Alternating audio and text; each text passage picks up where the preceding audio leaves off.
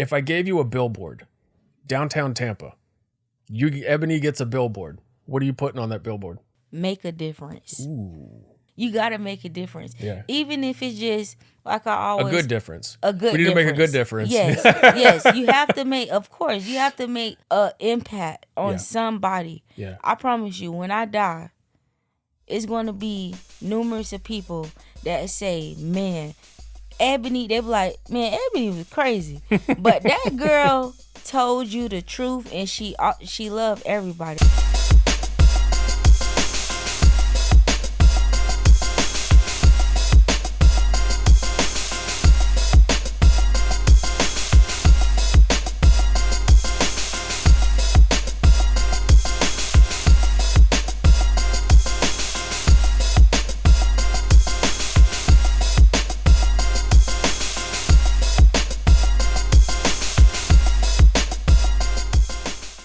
Thank you for joining us for another episode of Break That Cycle, where we help you turn your obstacles into opportunities. I'm your host, Bill Cheney, and we have a great episode here today about reintegration after incarceration. Ebenie Gordon is a Florida native whose story reflects the harsh realities of survival, incarceration, and rebirth. With an adult record spanning over a decade and marked by multiple felonies, including grand theft and assault on a law enforcement officer, Ebenie knows firsthand how hard it is to fall through the cracks of the system and how hard it is to climb back out. After her most recent release in October 2024, she made a choice to fight for her future. During her time behind bars, Ebenie earned her high school diploma and completed a vocational welding program, securing certifications in OSHA 10, forklift operation, and scissor lift use. Now, less than a year out, she's employed, owns her own car, and leans deeply on her faith to keep building the life she once thought was out of reach. Though she doesn't run an organization or hold any titles, her voice speaks volumes to those navigating reintegration after incarceration. Ebenie is proof that transformation isn't reserved for the perfect, but it's possible for the persistent. Ebenie, thank you for joining me here today. Thank you. It's a pleasure to be here today. We're very happy to have you, and I'm thankful for you and to you for wanting to do this episode. I know sometimes telling stories is hard, and especially when more than likely you've been shamed over your record time and time again, and sometimes it's hard to travel back down that road, but I appreciate you being here and being willing to travel back down that road because I think your story is going to help other people in the long run. So your record, at least your adult record, stems back from 2013, pretty much when you became an adult. You were 19 at the time, correct? Correct. It actually was before that. When I was 14, that's when I caught my first charge as a juvenile. And what do you remember about that? I believe it was battery. I had a lot of batteries growing up. Mm-hmm. I was an angry child. But I want to say my first one... No, actually, I lied. My first one is a criminal mischief. Okay. I went to this place called Haven Po. It's for troubled teens. Mm-hmm. And I just wasn't having it. Like, I didn't want to be there. Mm-hmm. So, I went to flipping... foosball table and all kind of stuff. So you flipped a foosball table? Yeah. Those things are massive. Yeah. Yes. When I had flipped the table, like they just went to screaming and all kind of stuff, and then the police showed up and I was arrested for the first time. And I didn't know that when you destroy somebody's property, it's criminal mischief. Right. So that was my first charge. At the age of 14, I honestly feel like after that it was like a curse because I just kept going back to jail.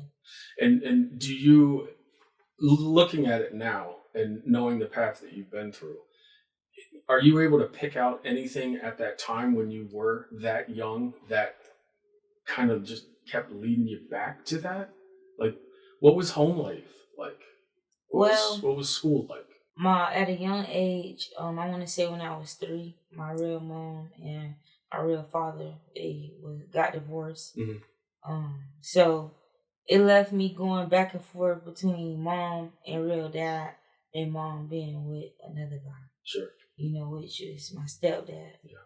So, I want to say around when I was 12, I was raped. Shortly after that, my grandmother passed. A few months later, my aunt passed. My favorite aunt at that. So, like at 12 years old, that's a lot to take in as a person, especially as a child. Yeah. So that's where a lot of my anger came from. And then, my mom not really knowing about the sexual abuse that I had, experienced. It wasn't really a way that she could help me. Yeah. Because she didn't know like what I was going through, Yeah. She just going off the teachers keep calling every day. She had to take off work to come pick me up.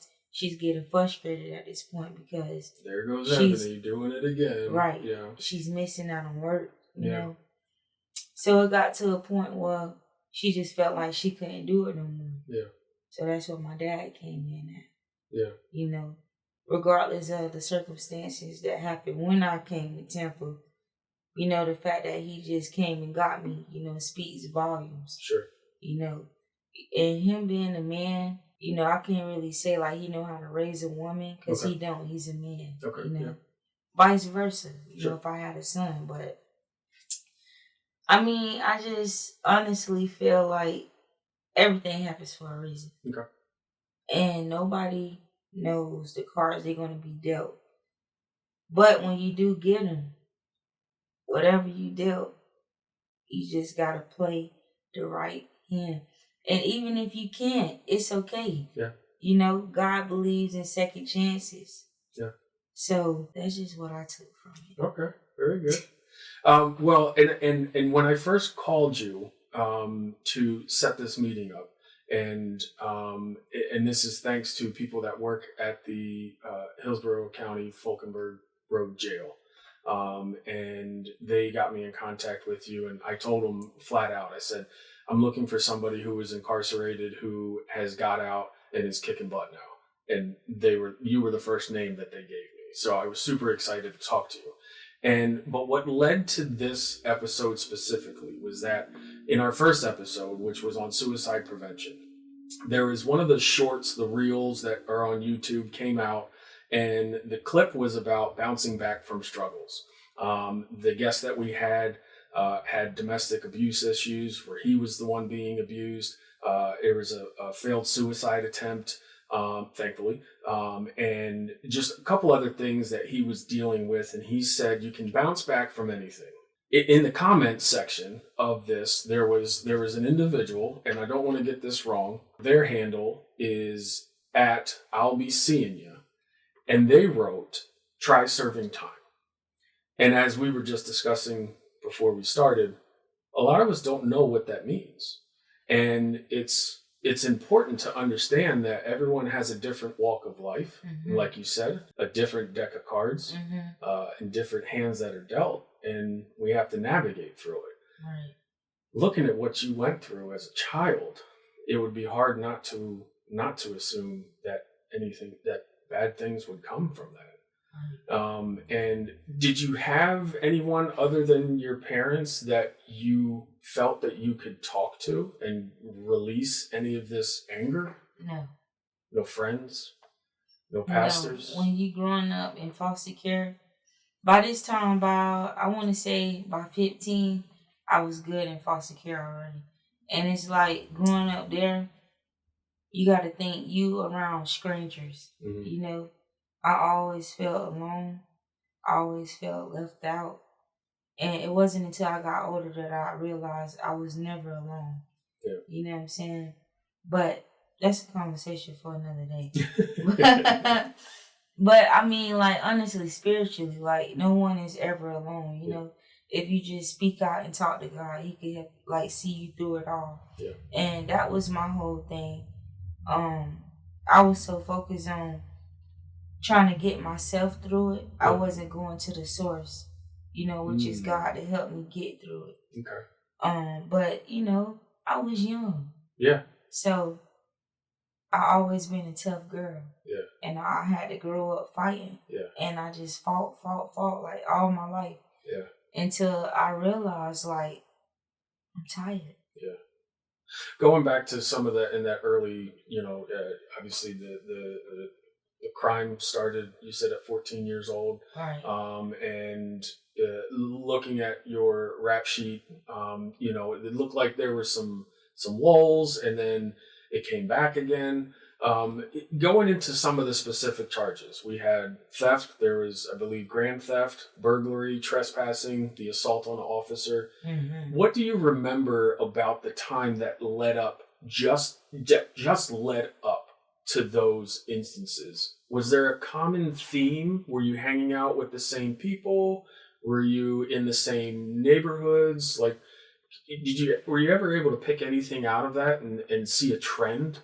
Actually, I'm not sure where that spirit came from, but stealing is definitely a spirit, and you're not supposed to do that. Yeah. But I mean, I just always been so good at it, and honestly, but it's like I know it wasn't right, but I didn't have any money to get what I needed. Sure. You get what I'm saying? So it's like you could do something for so long, and just when you think you're not going to get caught, you're going to get caught. Right. Every dog has their day. Yeah. Whatever you do, if it's wrong, you're going to get caught. It's going to catch up with it. Eventually. Yeah. Yeah. They might not see you today or tomorrow. Oh, yeah.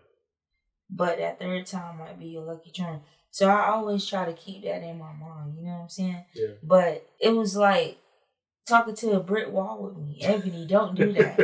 Ebenie, don't do that. Well, and it makes sense, though, because look at all of the other trauma that you're dealing with as a child still. And how do you process the trauma that you're going through and still listen to people who are being reasonable?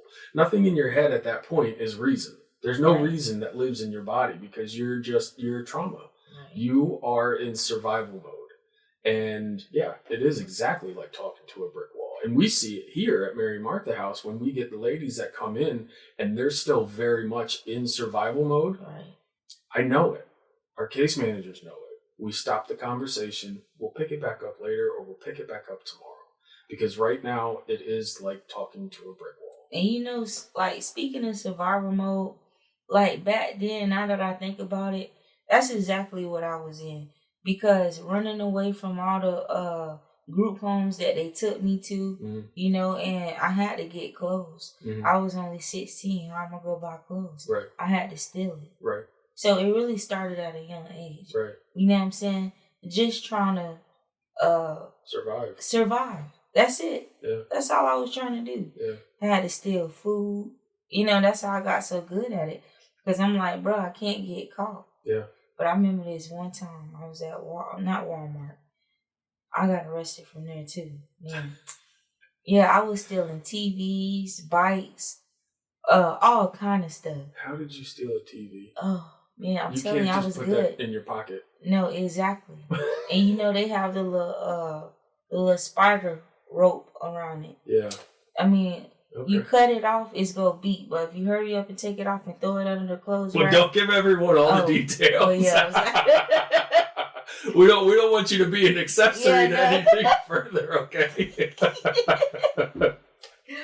But yeah, man, it was like I just got smarter and smarter every time, which I thought. But I'm telling you, I came back in the smallest thing. Yeah. That I got, that was when I got caught. Yeah. That was at Walmart. Yeah. But Kmart, when I was 19, that was my first charge, stealing from Kmart. Yeah. Yeah. Do you remember what it was? I was stealing clothes. Okay. I needed clothes. Yeah. What was Ebenie's life like at 19 years old? Where were you living? Who were you spending time with? What was that like? At 19 years old. Yeah. I was pillar to post. I was hanging out with my friends. Really didn't know what I wanted out of life. Yeah. But you're still 19. Yeah. You're still figuring things out. Right. You're still dealing with that trauma. Right. Even if you don't know it, you still have that trauma. Let me ask, have you tried working on all that trauma that you went through? Yes, definitely. Yeah. Good. I'm telling you, man, in foster care, they have unlimited resources for therapists. Okay. And people to talk to. Okay. That didn't work for me. Yeah. Because I feel like me talking to you, I could tell you, but do you really understand and feel my pain? No, you don't. You're just checking off boxes. Right, you're just checking off boxes. Yeah. She feeling good today or she feeling down today? Mellow, in between. Mm-hmm. You get me? Mm-hmm. It's no need to talk to you if you can't feel my pain or you can't tell me how to cope with this situation and make me get these thoughts out of my head of killing myself. I attempted suicide before. Of course I failed. I used to cut myself, all kind of stuff, because I was depressed. I was sad. You know what I'm saying? I was in foster care. My mom, her husband, and my little brother, they in Georgia living their best life. Yeah. Like, why didn't you come get me? But everything happens for a reason. Absolutely. And if God wanted it to be like that, it would have been like that. Yeah. But now that I look back, everything that I went through is for a reason. Well, and that's part of, like I was telling you, part of the reason I wanted to start the podcast is because I want people that have lived experiences with these subjects. And the reason why is exactly what you just said. I'm not going to get on a podcast and talk about what it feels like to be incarcerated. Like I told you earlier, I haven't been locked up for more than 24 hours.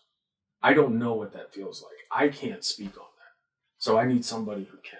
Right. And because there is somebody out there right now that needs to hear this, that needs to understand all of these feelings that they can't identify, this is why. Right. And this is where it led you, and this is hopefully will deter them from the same fate. Right. We got to break that cycle, man. You could be my spokesperson. No, you better know it. People always tell me, Ebenie, you could be a lawyer. I mean, they would tell me I could be a lawyer because I stand on business. Yeah. And I mean what I say and I say what I mean. Good. Do you remember, was there a time when you went from surviving to spiraling? Was there a moment that you felt like you just lost control? Yeah, I did. I want to say 2016. I never forget. I was on my way to Club Sky. Mm-hmm. And funny thing about it was I wasn't even driving. My homegirl, I don't know if people know about Ebor, but it's a 7-Eleven down in Ebor. Mm-hmm.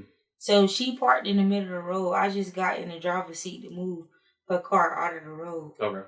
So her lights wasn't on. Mind you, I don't have no license, so I don't know nothing about this. I get pulled over by an undercover. Oh. Yeah. I gave him a false name because, I didn't want to go to jail. Like, I'm about to go to Club Sky, have a good time. Who wants to go to jail?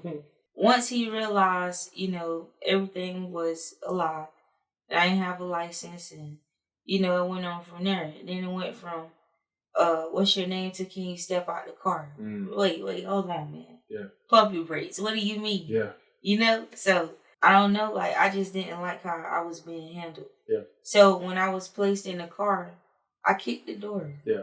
I'm not gonna lie. I served my time. I could tell the truth. Yes, ma'am. I kicked the door and I think it hit his leg or something like that. So, and just that little part right there caused me the next 2 years of my life. Wow. And I was arrested. I hired an attorney and I was given 2 years community control followed by 2 years probation, and I had to complete an in-house resident program. But in meantime, when I get to the program, I run from the program. Yeah. Yeah. So it was like, bro, why can't you just get it together? Yeah. You just did all this time in county. You get out, even though you're really not free, but you kind of is, I get to see the free roll a little bit. Yeah. And I run. So I get arrested again, same day, get caught by the sheriffs wherever I was at. So they take me in. I go back to Tampa. It's basically like a violation because I left. Yeah. So Judge Perry sentenced me to 24 months Florida State prison. Mm. But because I had time in, I didn't do that much time in prison. Okay. But one simple mistake could lead to so much unnecessary drama. Like, that was just straight drama. Yeah. Like, from jail to a program, back to jail to prison. That's a lot. Yeah. But while I was in prison, you know, I was able to experience and learn a lot. Yeah. And actually see, wow. And I want to get into that. Because I want to start talking about how we went from a spiral to a climb. Okay. We got to take one quick break Okay. before we get into that. On the other side, we're going to be talking about Ebenie, about her time incarcerated and how she made the most of that time. But first, a message from our sponsors, Mary and Martha House.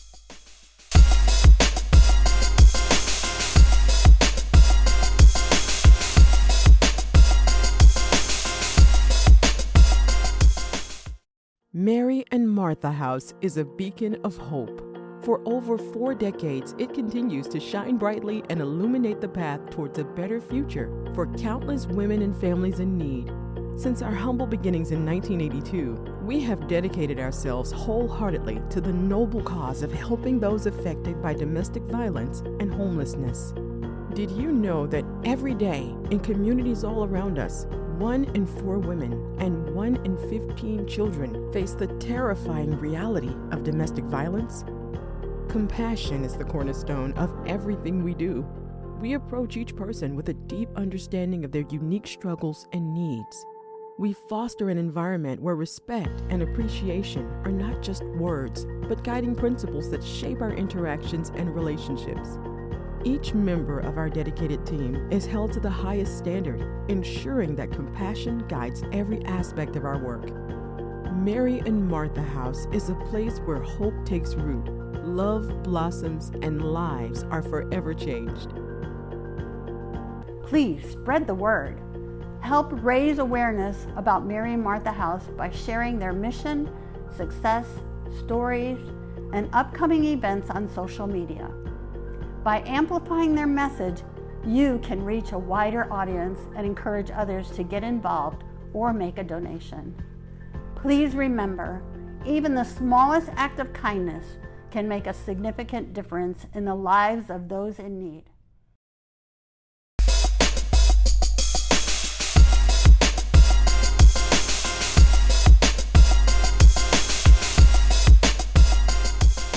Welcome back to Break That Cycle, here with Ebenie Gordon talking about her time incarcerated. And Ebenie, the last time you served time was you were charged in 2023, and you said you were given 270 days. Yes. Okay, and then this was the last time, and it will be the last time. That's right. There you go. So this was the last time but something had to click for you at that point when you were.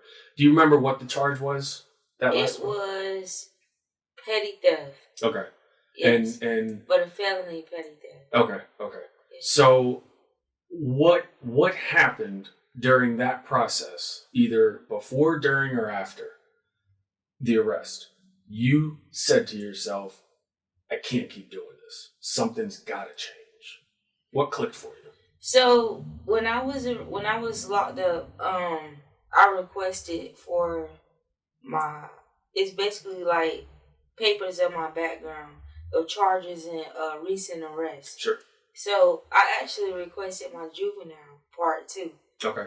And man, I've been arrested more times as a juvenile than an adult. Did you really? Yes. My goodness. Right. Because your adult rap sheet's pretty long. Exactly. I was researching. Yeah, imagine my juvenile. It was really bad, man. And when I was just looking at myself, I'm like, wow, Ebenie, like, me knowing me, you know, the real me, you know, not the tough person everybody see. Yeah. Like, bro, I'm soft as cotton. Yeah. I'm the nicest person ever. But not like the person on Facebook stealing people's cigarettes out of them. Yeah. I saw it. Yep, I saw it and I said, what is she doing? Why is she doing this? Hey, I promise, like, I told that lady it was just a joke. Yeah. And I really did feel bad. Yeah. But, yeah. Anyway, I'm sorry. It's okay. So something clicked for you. You looked at that rap sheet and you were just like, this is... Yeah, like, man, I can't do this. Yeah. So, I was like, while I'm here, I'm going to make the best out of it. Sure. You know, I could sleep in bed all day, eat commissary, and do nothing. Or, you know, I could take this opportunity to do something with my life. Yeah. So Sheriff Chronister, he has a lot of programs, numerous of programs, at the jail for inmates, you know, and I took advantage of it. What was the first one you decided to? First one I wanted to do was GED. Okay. Yeah. So I took the GED course program.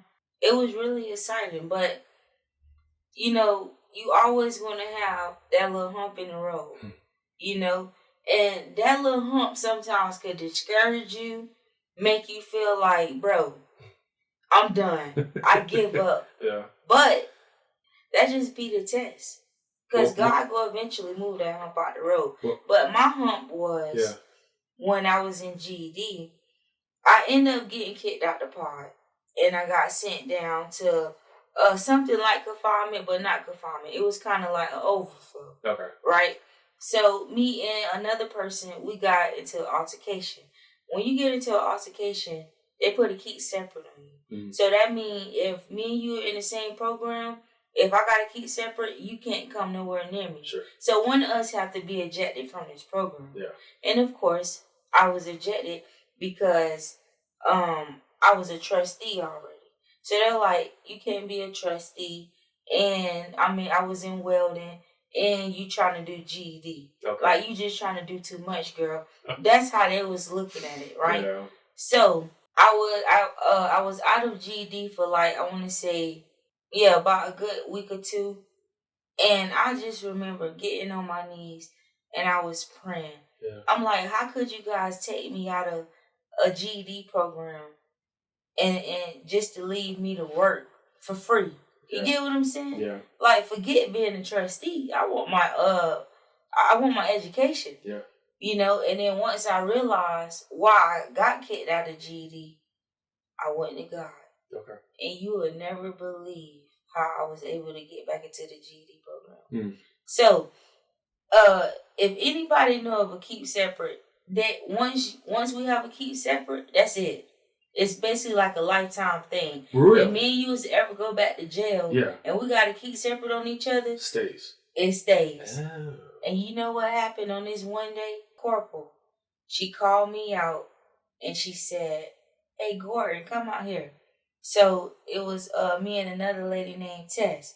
So she's like, "You got a problem with her?" I'm like, "Nah, she cool." She asked Tess, "You got a problem with her?" She like, "Nah, she cool."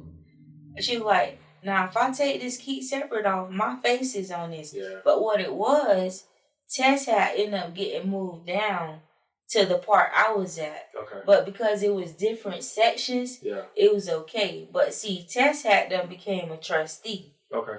But you're going to be working in all the sections, including the one I'm in. Yeah. So you can't be around me if we have this keep separate. Yeah. So God used that corporal to get that keep separate off for the trustee. Mm-hmm. But really, that was really my ticket to get back into that class. Yeah. And once I got back into that class, I'm like, okay, God, I see you moving. Yep. Now, I got to do what I got to do to pass this thing. Yep. I know I can, and I know I will. Yeah, and you did. And that's what I did. And you did. Congrats. That's awesome. Thank you. That's a huge step. It is. And again, if we look back at where your path started and where it took you. And I remember Miss 80, it's an officer there. She was like, "Ebenie, just focus on one thing. I really want you to get your GED." I'm like, "Miss 80, why won't you help me?" I kept asking her, "Can you please help me get back into the GED program?" I was asking everybody. I'm talking about everybody. Yeah. And when I was coming to straight dead ends, that's when I knew you going to the wrong source. You need to go to God. There you go. And I'm telling you, when I did that, it changed around for me. Yeah. Quick. So the GED came first, and then you said, I'm not done. I want more. Actually, I obtained my welding first. Okay. If anyone knows, it's like 4 parts in the GED. Okay, yeah. The reading, science, language arts, math. I passed all 3 back to back to back. Uh-huh. Each Friday was testing day. Oh. I passed all them first try. Nice. Yeah, but the math. My teacher always told me, Miss Huggins, she said, Ebenie, you need to study. Yeah. She like, I know you got a strong faith. I know what you believe in, but you got to study for this thing. And she was right. Yeah. I kept saying, nah, man, God got me. I'll study just a little bit. God got me. Yep. God only go bless you when he see you trying to help yourself. Yeah. Yeah. Get what I'm saying? But think of it this way, and we have this conversation a lot because we hear that a lot. Mm-hmm. Because there are people that are just so down on their luck that they are just hoping and praying that that higher power is going to help them through it. Mm-hmm. But the thing is that an example that was actually explained to me today.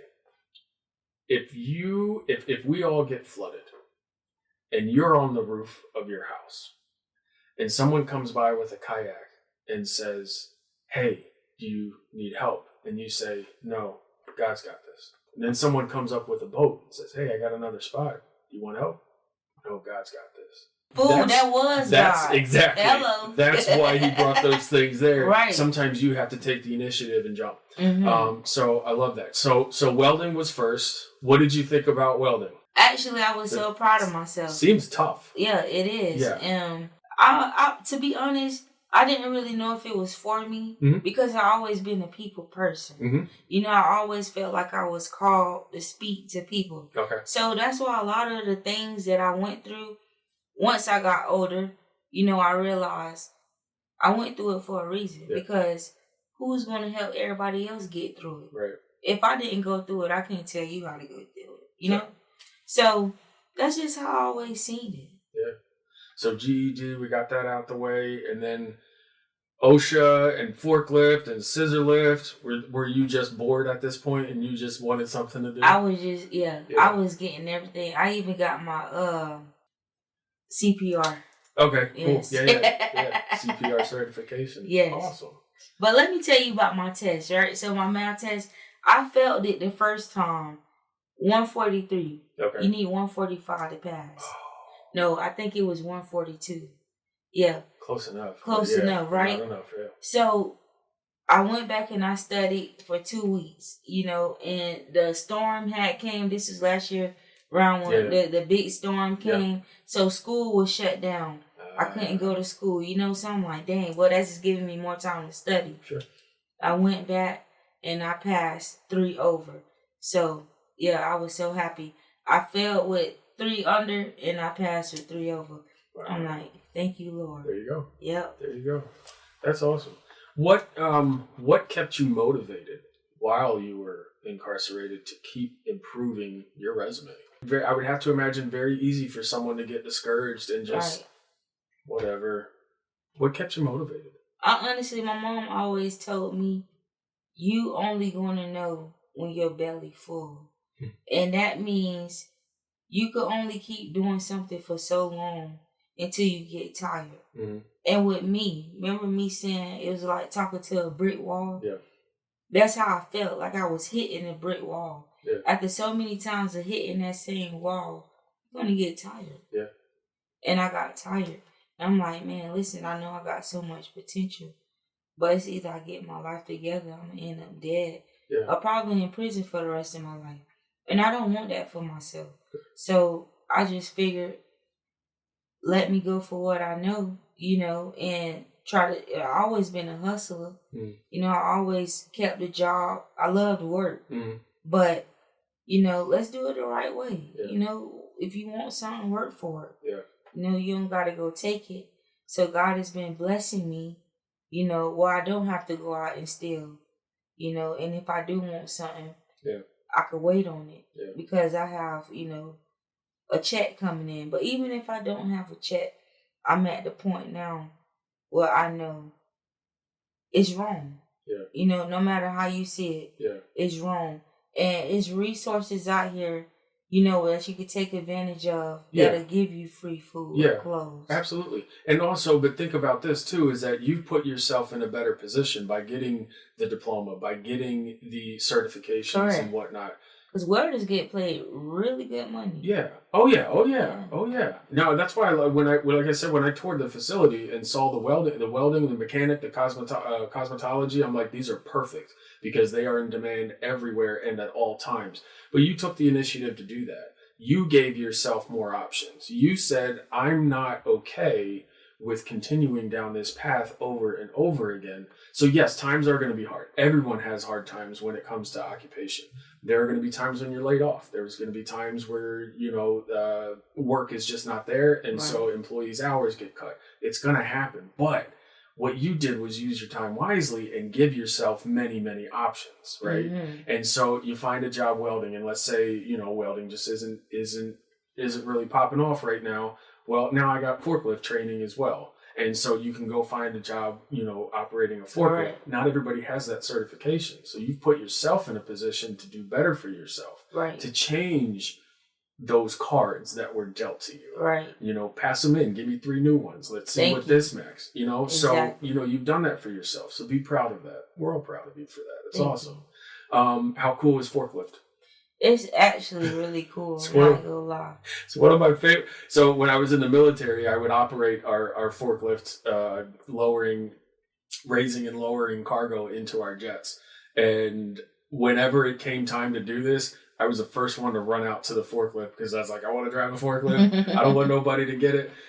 So how is that training? I mean, because I would have to imagine that's not normal for somebody to have forklift operator certification while incarcerated. Oh yeah, it was pretty lit. I mean, they got the whole setup. Yeah. The whole obstacle. You actually have to pick something up, raise it up, drop it down, back out. The whole shebang. It was really lit, and I really thank Sheriff Cronister for that because it gives people hope. Yeah. You get what I'm saying? And like the jobs that he's teaching us to do, they really don't care about a background. Yeah. You got automotive automotive services, like all types of things. And females, they could do it. Yeah. They even have braiding classes. Yeah. Really good money in braiding. Oh yeah. So do different things, whatever you're good at. Yeah. That's what it is. It's not really so much of finding a job. It's about finding you and see what you're good at, because just by you using your hands, your mouth, or whatever you good at, it could make you so much more money than punching in on the clock. Yeah. But you have to figure that out. Yeah. You have to look at your talent and is it positive? Is it negative? Yeah. I could go steal clothes and make money, but that's negative. That's going to lead me back in jail. We're trying to break the cycle, not continue with the same thing. Exactly. So instead of stealing clothes, guess what? I do something else. I start selling peanuts. Yeah. Honestly, real life. I got really good peanuts, and people love them. I put shrimp, eggs, corn, potatoes, sausage. In the peanuts? Yes. Crabs. What? Beautiful. Wait, how? No. What? Yes.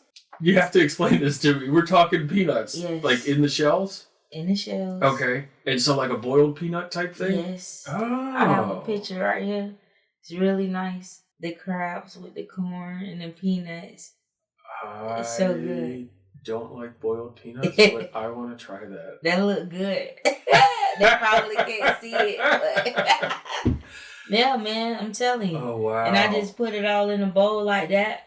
Put the sauce on it and shake it up. And that's been my thing. I've been pushing boiled peanuts. Look at you go. Yeah. So I always been a hustler. Yeah. You just gotta find the right things to do. You know what I'm saying? It's so easy to get in trouble, but it's hard to stay out of it. Yeah. I'm telling you. When you were in the jail, did you have anybody that was providing a lot of moral support for you?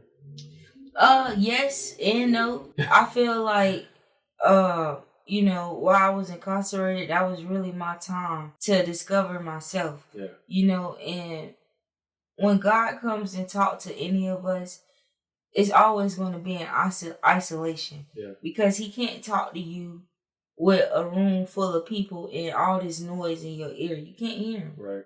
You know? So he had to sit me down. And I had to realize, like, bro, I'm tired.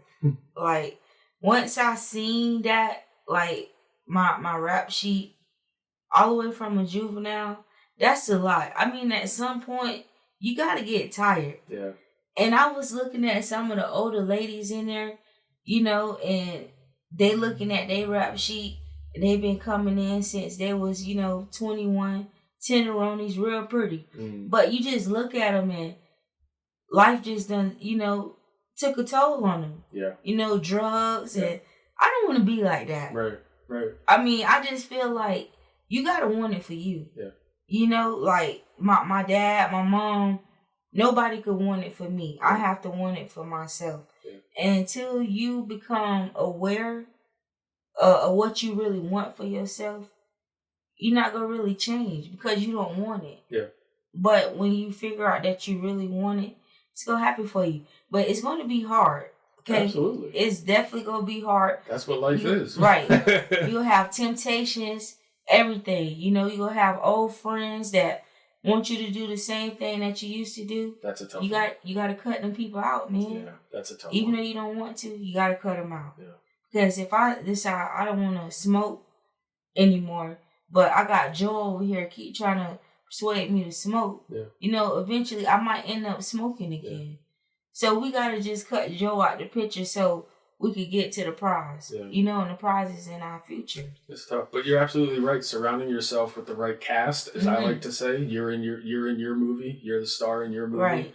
You got to support yourself with the right cast, or else the movie's going to flop at the box office. Yep. You got to have the right cast in order to make that a blockbuster. Right.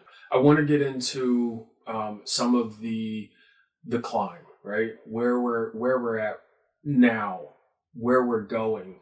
Have you found it very difficult finding a job with such a lengthy rap sheet? Yes. And I could tell you, I have a experience that I recently just went through. So I was offered a job as a pipe layer for, what was it? I said 19, but they offered me 20. Mm-hmm. All right, $20 an hour. And I was so excited about it when it, did the physical, the background, all drug tests, all that good stuff. Mm-hmm. Everything came out good. Yeah. So when it was time to start, I didn't have a car at the time. Okay. So I couldn't go. And, unfortunately, I'm like, dang, why would I get the job and, if God knew I wasn't going to be able to get there. Right. It made sense. Right. But I still kept faith. I was a little discouraged, but I kept faith. So a couple days later, Heartline, Bus, they hit me up, emailed me. I'm like, man, this gotta be God. I go to the interview, and I promise God, if I get this job, I'm not gonna be gay no more. Known facts, I've been a lesbian for years. Okay? Women are so beautiful, but that's not of God. Yeah. Okay? So he gave me the job. Yeah. I got the job, man. I was so excited. I passed everything, and that background came back. Yeah. See, construction, they don't care about the background. Sure. But, dealing with the government buses and stuff like that, yeah, they care. Yeah. So they took the job back. Yeah. And I was so devastated. Yeah. But then I heard God say, they took the job back, but is you going to take my promise back? Take your promise back? And? Oh, don't you see me with the nails on? Listen, I don't know if y'all know what a stud is, but that was me. Okay. The edge, all that, tennis shoes, Yeah. Yeah, that was me. But I switched it up. Okay. And I ain't take my promise back. Good. I don't have a boyfriend, though. Yeah. God go work on that later on down the line. But I don't have a girlfriend either. That's all right. So I'm on my walk with the Lord right now. Yeah.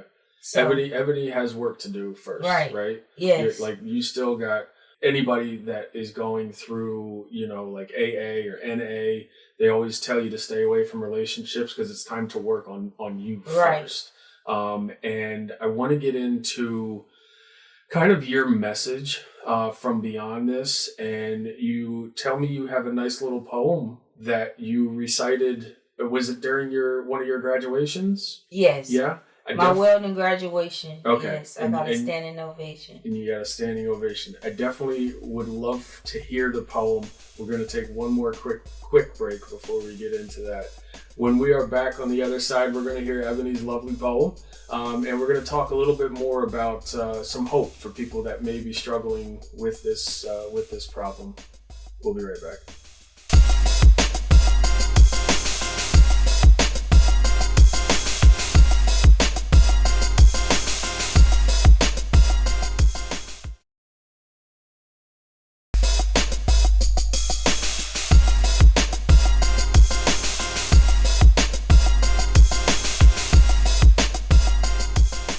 Welcome back to Break That Cycle, here with Ebenie Gordon. And Ebenie, I'm excited to hear this poem.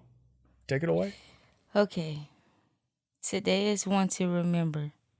Chills is all over me like a cold day in December. Never thought I would make it this far because my past left my heart with a scar.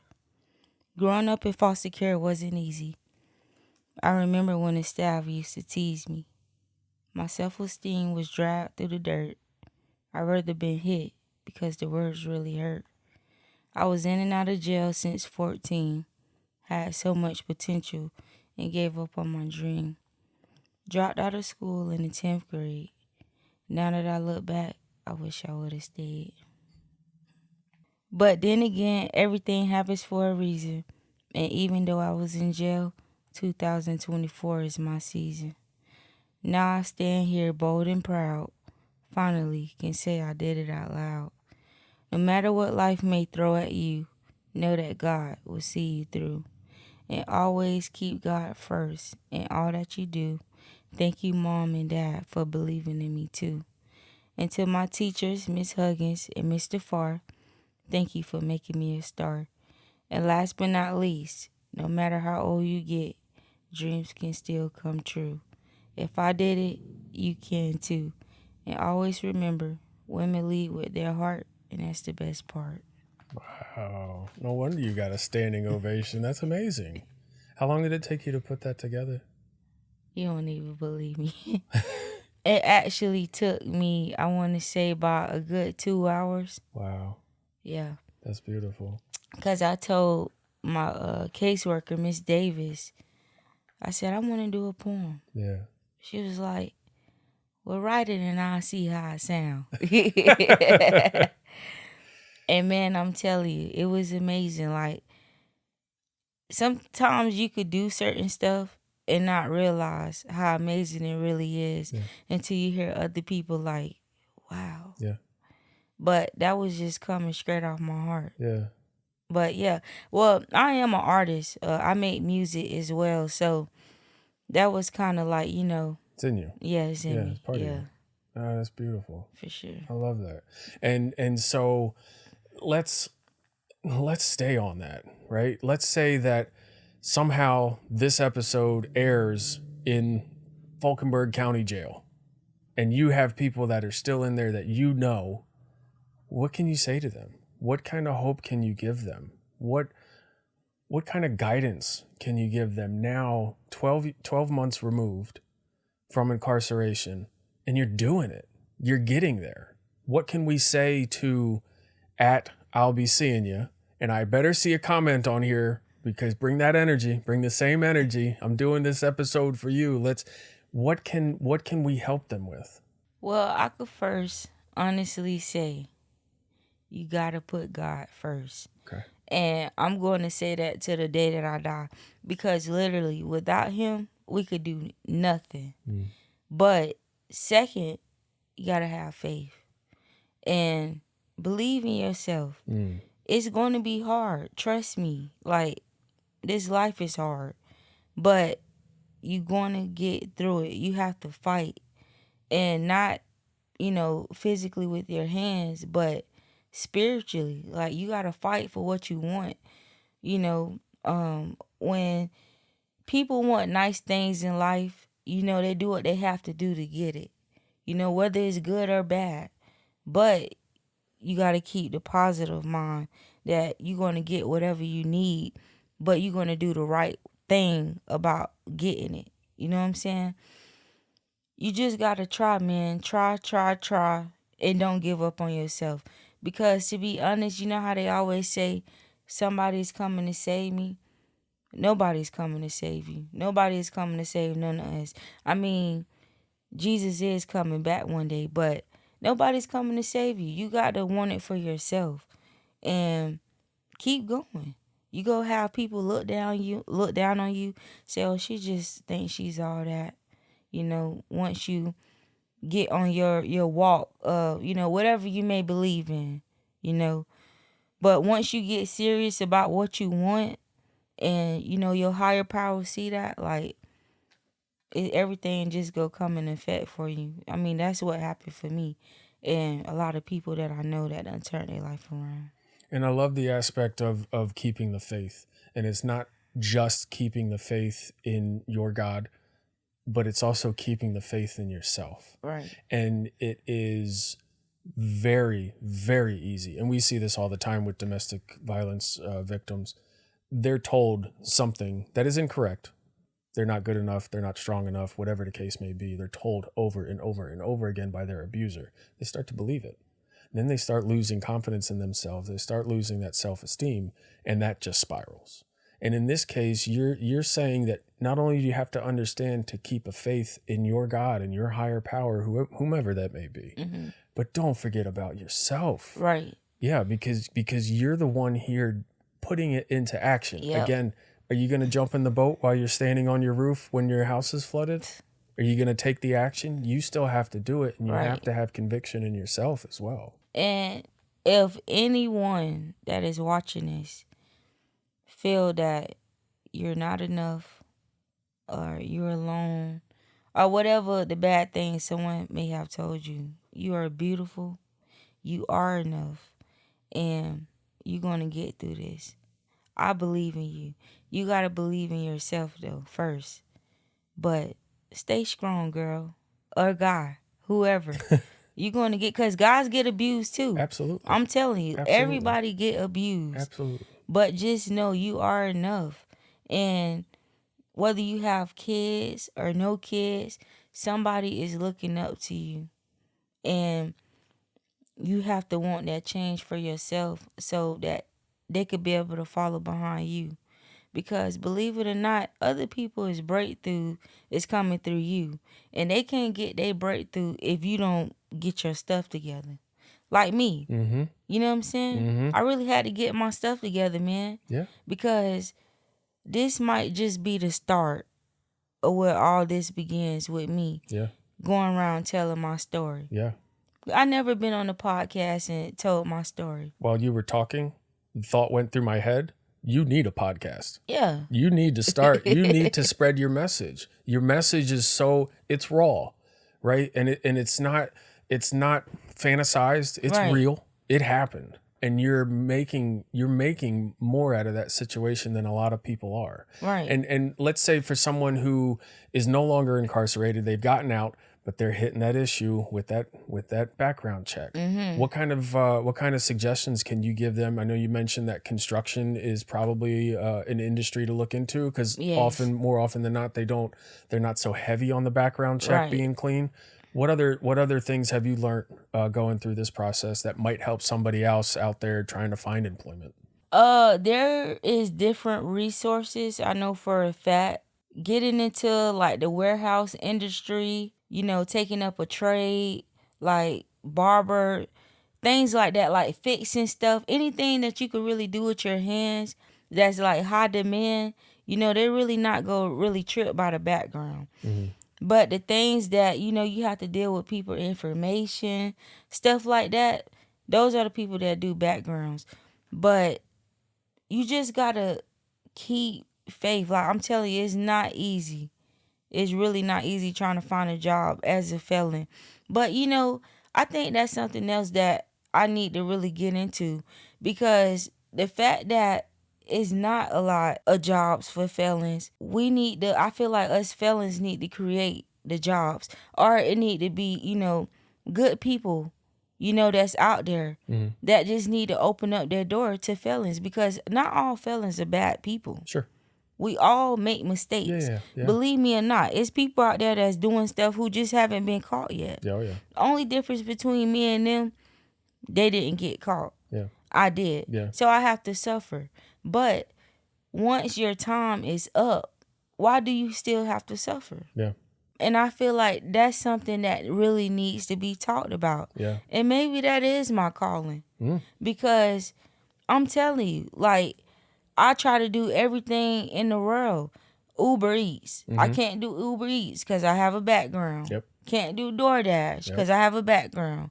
Can't go pick up people in the Uber because I have a background. But then it's these people who don't have a background that's raping these people, these innocent people. You know what I'm saying? Yeah. So it's really, the world is really messed up. Oh, yeah. Yeah. There's a lot of double standards. Really? A lot of catch-22s. I don't know if we could go politics here, but the president has a felon. He's a felon. Yeah. He has a felony, like. So, but I can't get a job as a felon. Yeah. It don't make sense. No, it doesn't. There's a lot of double standards in this country. And you're doing a good job navigating through them.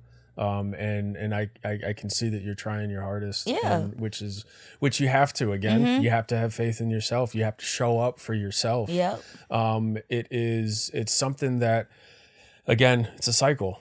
That's the reason for this podcast. We want to break those cycles, and it is. I can imagine it is a spiral, and then you do start going down that spiral, and you kind of think, well, if I can't do this, then I can't do this, then what's the point? And I do believe that's why we see so many suicides as we do, is because when people get put in the back against the wall, and they feel that there is no other way out except killing themselves. Right. I think that has a large part in it. And it's refreshing to hear somebody who has turned that all around and has made a positive voice for themselves. Have you, and I know this is going to sound really dumb, have you yet gone back to the jail from the outside and thought about teaching and mentoring any of the people that are incarcerated? I haven't went there, but the thought have definitely crossed my mind. And I ask that because I think you should.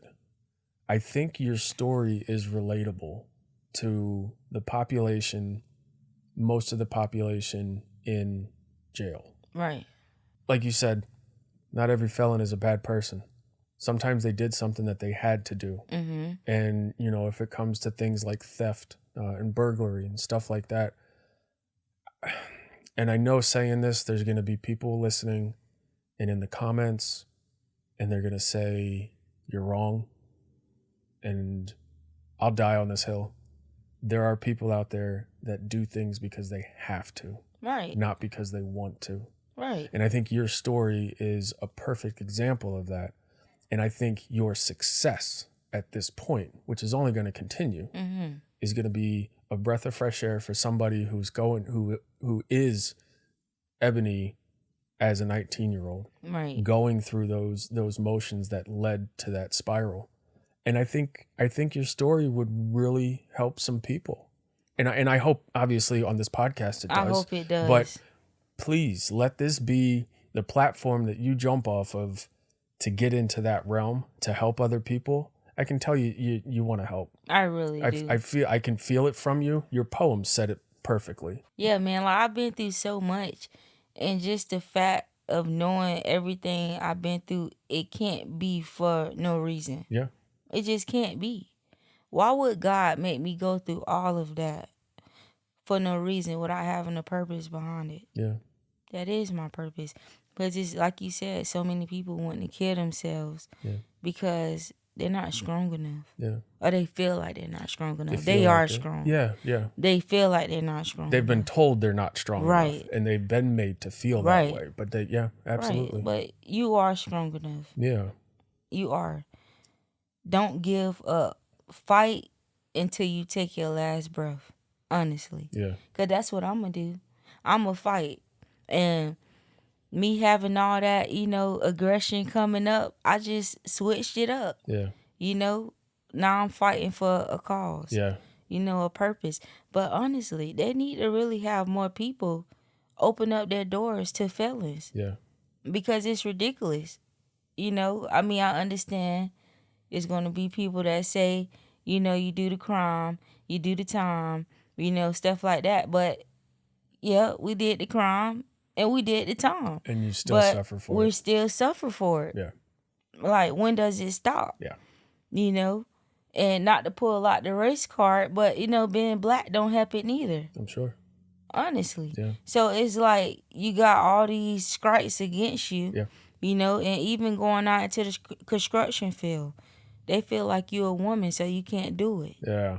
That bothers me.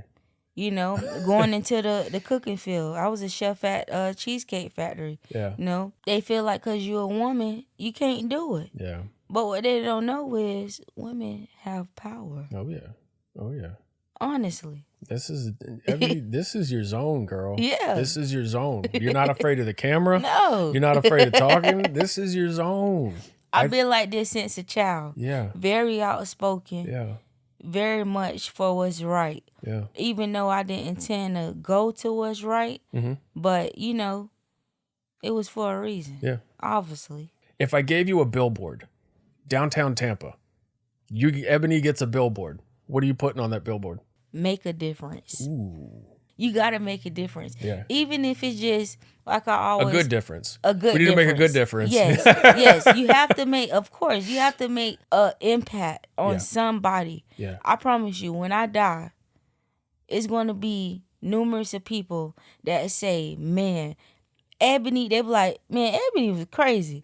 But that girl told you the truth, and she loved everybody. I love everybody. I'm not perfect. Yeah. I do play too much sometimes. Okay. I am Aquarius. I play a lot. I like to laugh. But when I'm serious, and I'm for what's right. I never dealt with bullies. I hate bullies. Yeah. You know what I'm saying? Mm-hmm. So I always been the type, if everybody going left, I'm going to go right. Mm-hmm. I always been an outcast. But for a reason, I see. Mm-hmm. Because I'm glad I don't think like a lot of people. Because the stuff that I done been through, man, somebody probably would have did something really bad. Not saying I didn't want to, but because I was strong and I had that voice in the back of my head like, Ebenie, you're better than this. Yeah. You know what I'm saying? If you take yourself out, who go help all them people? Yeah. If you take yourself out, guess what? You just giving the devil a reason to laugh. Yeah. Like, I knew she was weak. Yeah. You know what I'm saying? You're going to have people look down on you. You'll have people talk about you. You'll have people give up on you. Can't give up on yourself. Yeah. Can't. And think about this, you say I go left when everyone else goes right. What happens if everyone goes right? There's no leader. Right. There's no one guiding. Right. You have to have somebody that's going to take the other turn. Mm-hmm. And that's just a metaphor, but you're going to have somebody who can step up to the plate and lead. In that journal, you need to think hard. You have an opportunity here. You have a story to tell. You have a genuine love for people. You have a genuine love for yourself, which is probably refreshing after so many years of doubting yourself. For real. Being told I was fat, wasn't gonna never be nothing. But let me tell you, big is beauty, okay? Can't no fat jokes get to me. I've been hearing it since I was a little girl. I love my weight, all right? And one thing about it, you gotta have self-respect. And what's the word for it? Like that. Self-assurance? Yeah, self-esteem. Self-esteem. Yes, okay. you just gotta have get your self-esteem up. Like you that girl. Yeah. You that guy. Yeah. Look at me, I'm telling you, every day that you look yourself in the mirror, affirmations is real. It'll change up everything.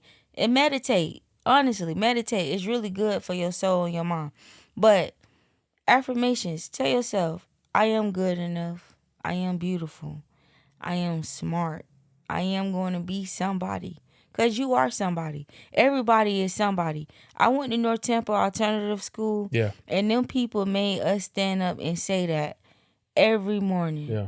I am somebody. Yeah. I may not feel like somebody, but I am somebody.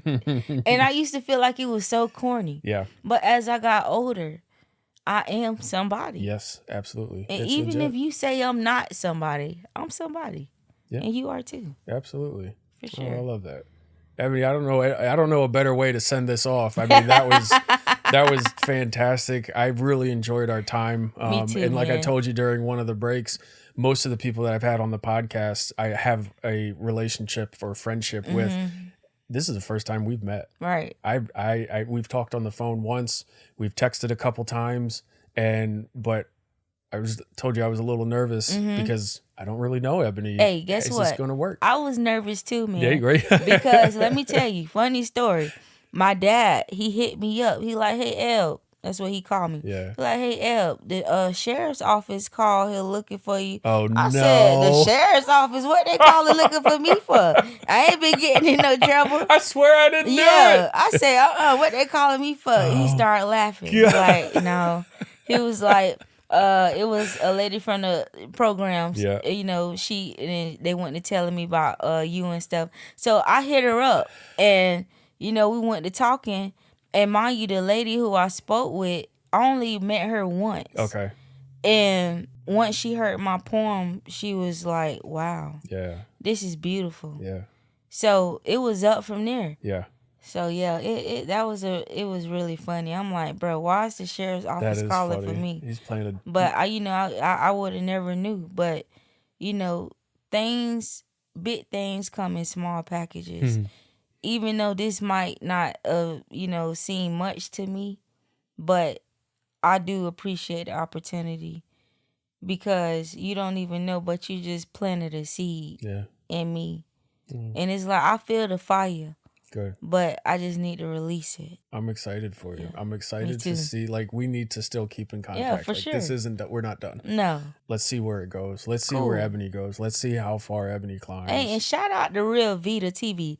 I'm telling you, them people, they're a podcast. I'm not sure if you ever heard of them, but they really was the ones that helped me, you know, get back my faith in Christ, because watching them every day, you know, it helped me. Yeah. Like just listening to, you know, different people, because it's like they have, you know, people that's in prison. They like a prison ministry. Okay. So, you know, hearing their stories and stuff like that, I'm like, wow, you know, if they could change it up, I can too. Absolutely. And that really like was a little seed that started right there. I'm telling you, it's just that little seed. Yeah. And this right here is going to be somebody's little seed. Yep. And I pray that, you know, God water it for you. Yeah.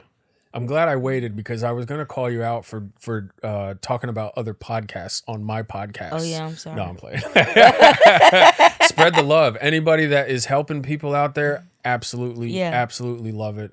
And thank you so much for joining us. Hey, but this podcast gonna be #1 in the world. I'm telling you. Let me tell Plant you that something. seed. Hello. Plant that seed. Hello. We just need a few people to water it. Man, what? We gonna be all in New York. People gonna want us to do conventions and stuff. Listen, we need y'all on the big stage, all right? Watch. You're awesome. You got to plant the seed. You got to. Now we just got to water. Right. Awesome. But thanks again, Ebenie, so much for coming out. Really appreciate you coming and sharing your story. And I am positive, as you are, there were some seeds planted today. Yes. There's someone out there that's going to benefit from this, and I look forward to seeing where it ends up and what doors open up, and let's see if we can walk through them together. For sure. Yeah. All Absolutely. right. Thank you. As we close out this episode of Break That Cycle, I want to thank Ebenie for sharing her story and being a light and planting some seeds. And as always, until next time, remember to keep learning, keep growing, and keep breaking that cycle. We'll see you next time.